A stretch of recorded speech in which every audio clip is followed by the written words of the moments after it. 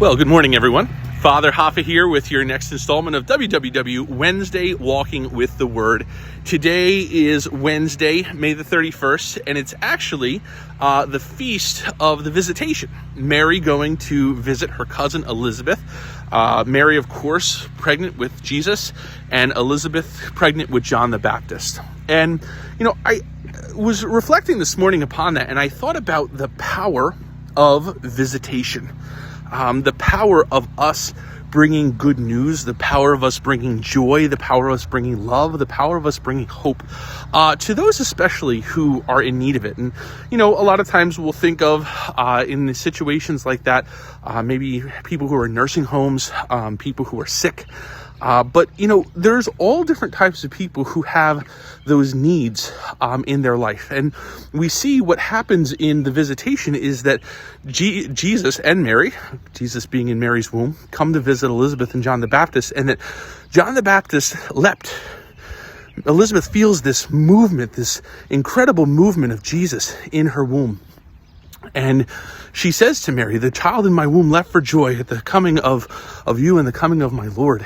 And I think that that's one of the things that can really propel us to go and to be that presence of Christ and to bring that good news of Christ into the lives of other people. And I think especially as we sort of come out of winter, spring has sprung and, it's nice out and things like that. It's a good opportunity just to be present to people.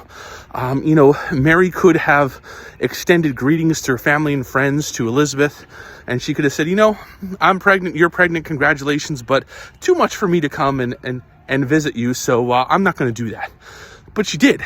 She went and made the journey, and, from my trip to the Holy Land back in the fall, I thought it was very interesting that the journey of Mary from Nazareth to where Elizabeth lived is basically the same journey of Mary and Joseph from Nazareth to Bethlehem. And it was a very interesting fact that we make a big deal out of all the journey in Mary's 9 months and her and Joseph, going to Bethlehem. But here's the truth. She made the same long journey when she went to go and visit Elizabeth. So it was long. But she made it a point, and it was important for her to go and to have that interaction with Elizabeth, to be able to rejoice, most importantly, in God's providence. And I think that's also an important thing is like, what's the quality of our interactions? What's the quality of the things that we talk about when we do go to visit someone, when we come to bring them joy? Is it more of a human-produced joy, or do we bring the joy of Christ? Do we bring the joy of knowing Christ, the joy of acknowledging what Christ has done in their life and our life? And I think that takes it to a whole new level of being able to have that experience between two persons. And that's what it was.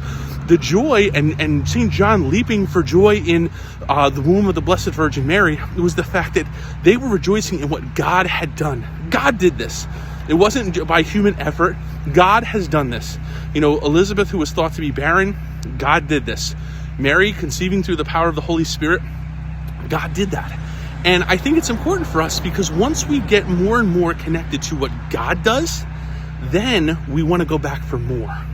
But if we don't attribute to God what he does, and he's doing so many things, then we say, what's the need for God?